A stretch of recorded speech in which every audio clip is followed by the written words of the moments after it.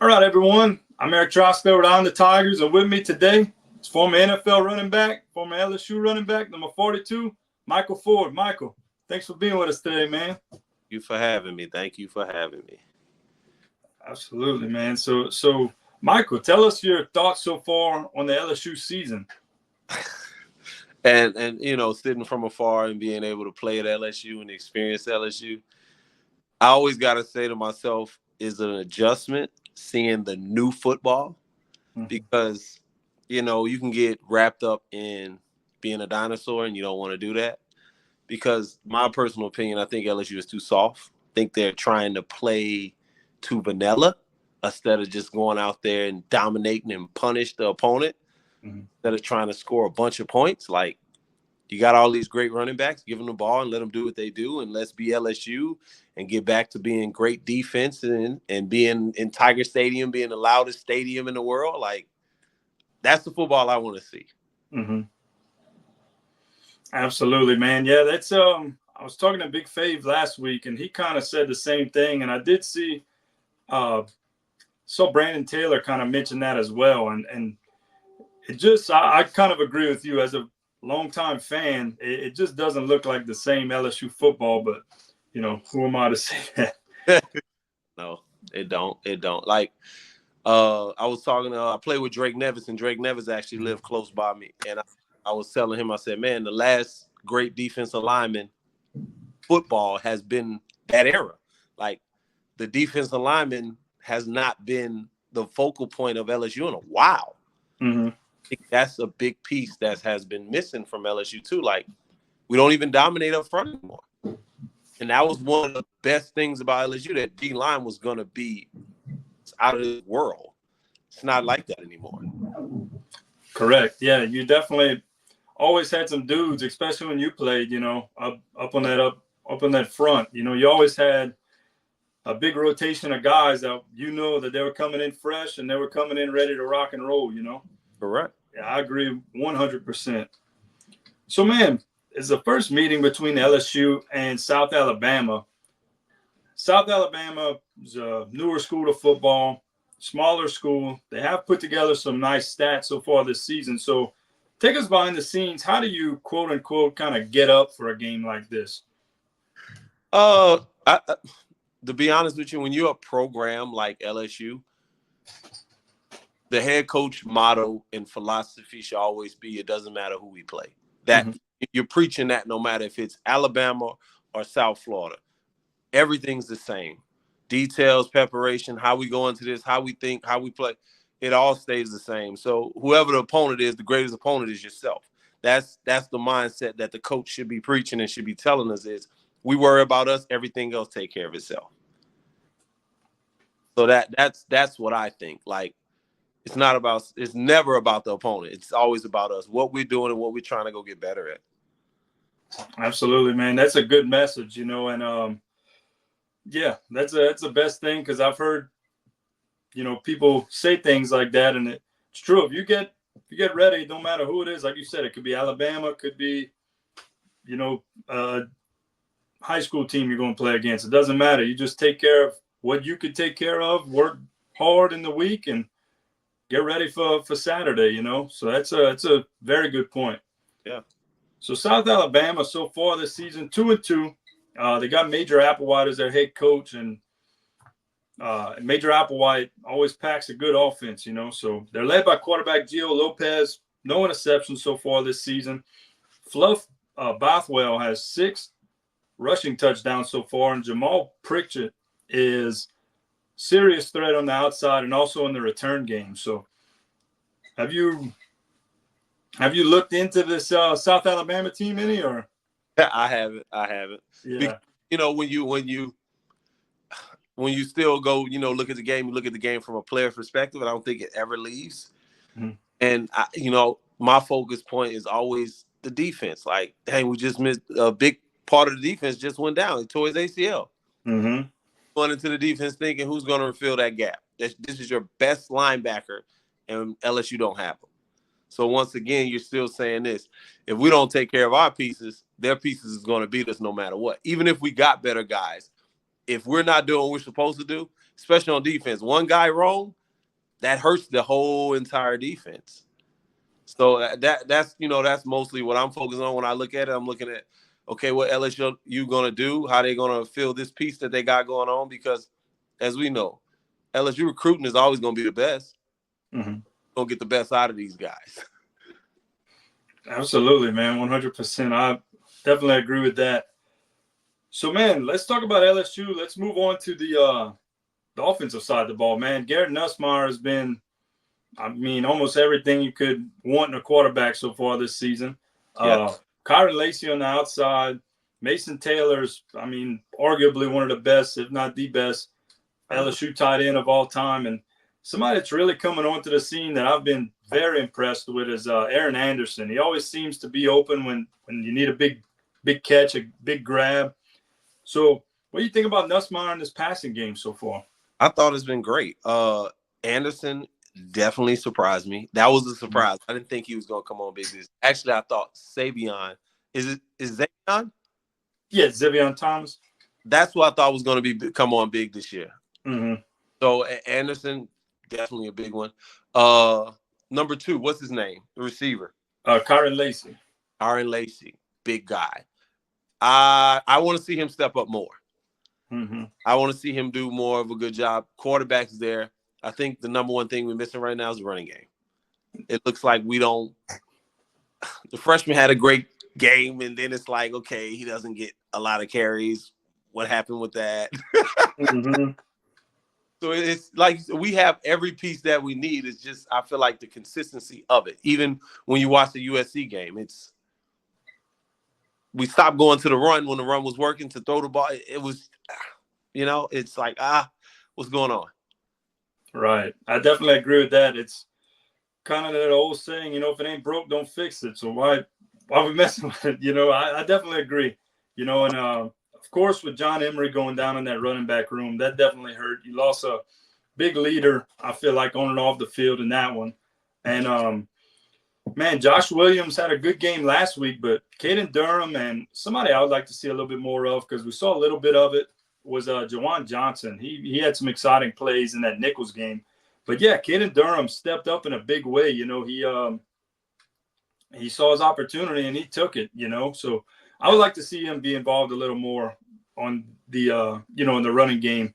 And he could take it out of the backfield. You throw him a little swing pass. We saw what he did last week, Correct. And like you said, I think Williams is the most consistent back. He's always gonna be that guy to get you everything you need. So I definitely like William at the forefront. It's just the sophomore, 28, the bulldozer. I'm still waiting to see what's gonna happen with that. Yeah. I'm waiting. I'm back waiting to see what's gonna happen with that, because he's another great back that can come out and do great things, and it's like, and you're just waiting for it. Mm-hmm.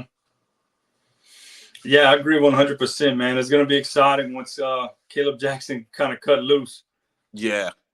So, man, hopping onto the defensive side, 2 guys I feel like have really come on in a big way this season in these last 2 weeks. Braden Swinson and Zavion Jones, I feel like have come on in a really big way. They're both in the top 15 in sacks in the country. Braden Swinson's also doing great in coverage. So, what do you think about this defensive line so far? It looked great. It came on in the second half of the USC game. It seemed like they started letting them loose on that. So with Perkins going down, I think this is the greatest opportunity for the D-line to almost go into the meeting room and say, let's take up the slack. And this would be a great opportunity for them to win the game, because always, this is the number one rule about defense. If you got a great defensive line, you're going to have great DBs, because you don't have forever to throw it, and you're going to rush your throws, and there you go. There goes your picks. There goes everything that we want. So I think with Perkins being down, and like you said, these guys stepping up, this can be the opportunity where y'all have more opportunities to show. Yeah, man, absolutely. That's what my dad played some defensive back in college, and that's what he always told me, that your best friend as a defensive back is a strong defensive line, man. So I agree 100% with what you're saying. So going into that defensive backfield, man, I feel like somebody that's always in the right spot is Ashton Stamps. I feel like he's stepping up in a big way in this defensive backfield. Jordan Allen is really coming around. And also PJ Woodland's kind of stepping up a little bit too. So anybody else you're noticing in this defensive backfield so far? Stamps is the one I noticed. That he actually was my shocker. Stamps is a freshman or redshirt freshman? I think so, yeah. Mm-hmm. That's the one when he surprised me the most. I didn't even have him on my radar. But like you said, in every game, he's consistently been the guy that's doing his job. And also, like you're saying, to get somebody noticed, it's doing your job and more. It's holding down your side of the field when it matters. And that's what it's about, being on that type of level. It's, the difference between, D1, D2, and D3 is being able to do more than your job. Mm-hmm. That's what it's about being at LSU, doing more than your job.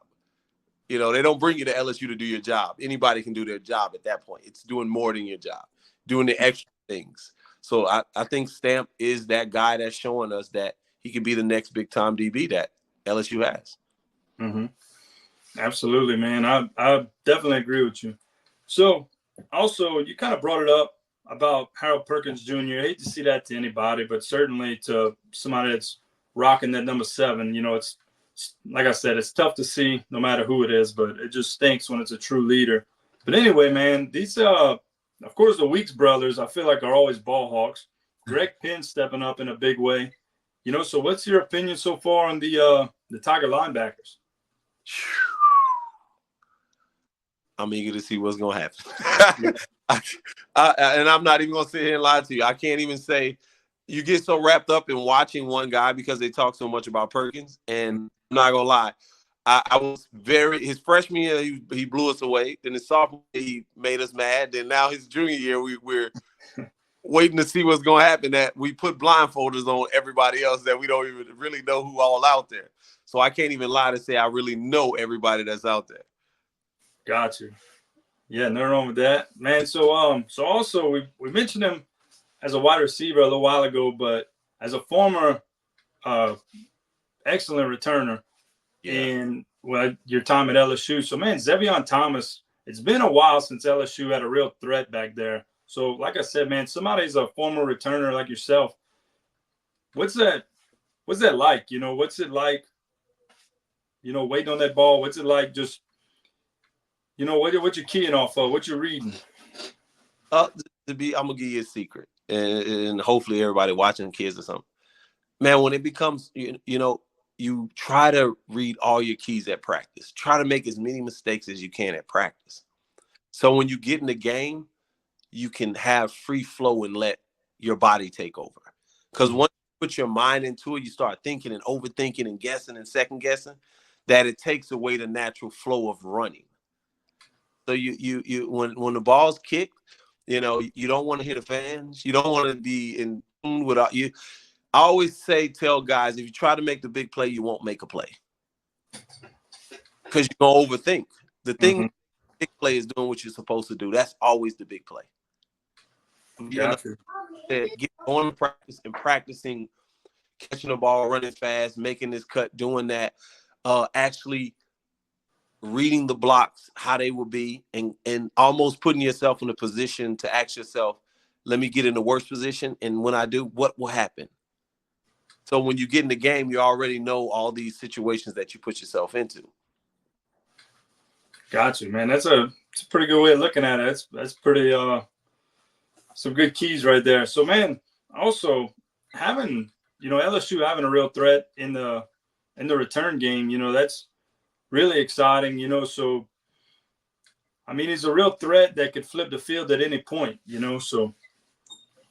I don't know. It's going to be interesting to see, the rest of the season. It's going to be fun to watch how this game goes. And well, we expect them to blow them out. They better. Yeah, I agree, man. I agree. Yep. So, man, Michael, thanks for doing this. For sure, appreciate it. Michael, tell everybody where they can find you on social media. You can find me at I have 2 pages. I'm a professional trainer too. That's what I do. You can find me at Ford's Field. My name, Fords, and Field. And I also have my hidden page, my nickname Shug, SHUG 3232. Got you. Awesome, man. So I'm looking forward to doing this throughout the season. Hopefully next week we can hop on, kind of talk about this game, talk about a big Tiger victory, like you said. Hopefully we could pull away, cover the spread for once this season. That would be nice. That will be good. Yes, it'll be nice to be able to turn the game off at halftime. Absolutely. All right, Mike. Thanks, man. I appreciate it. I appreciate you. Thank you so much.